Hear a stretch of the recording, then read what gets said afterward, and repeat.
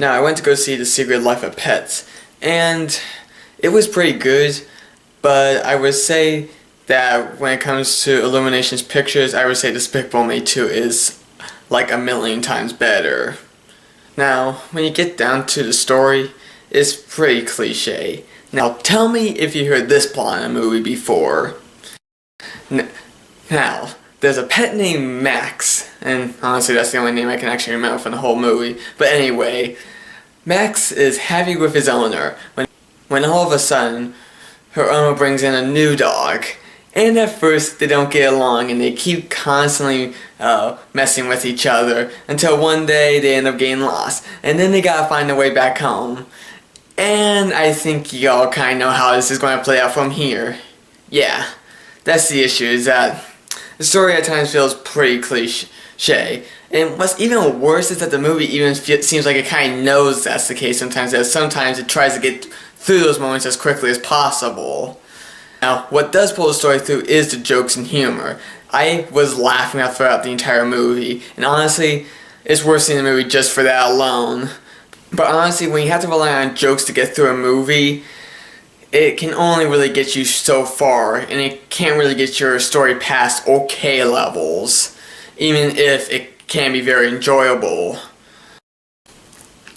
One thing that was kind of surprising about this movie, though, is the action scenes. I was kind of surprised to see how kind of engaging the action scenes were, but I mean, like, you're not going to get like anything like 300 or something like that, but again, it relies more on humor and some fast-paced action, which actually does help the movie get through.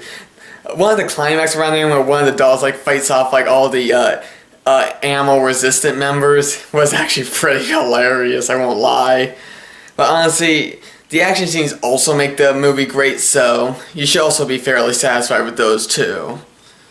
Now again, with the characters, I only remember the main character, Max, and that's about it. But when you get to the characters, they actually are pretty funny too. At least some of them are.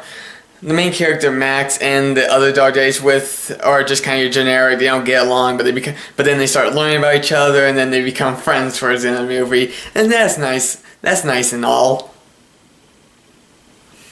Okay, anyway, enough of that bad joke I just made, but actually I don't think that was really much of a joke anyway, but then there's this dog that has a crush on Max, and how far she's willing to go also gets pretty hilarious as well.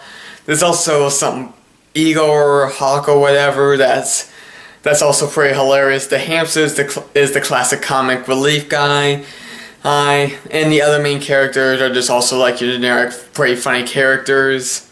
Then there's also the animal resistance, and honestly, the leader of the resistance, which is a bunny, he is so funny, I won't lie.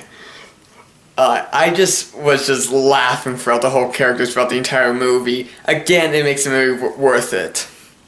Now on to presentation.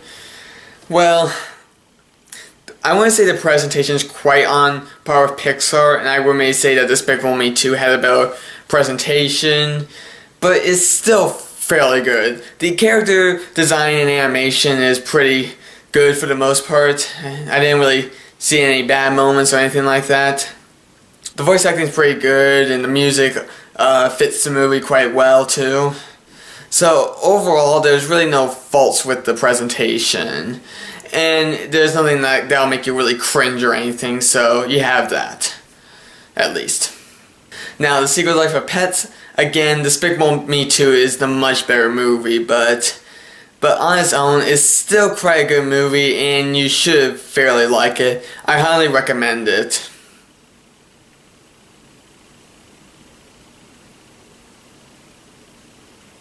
This isn't awkward, isn't?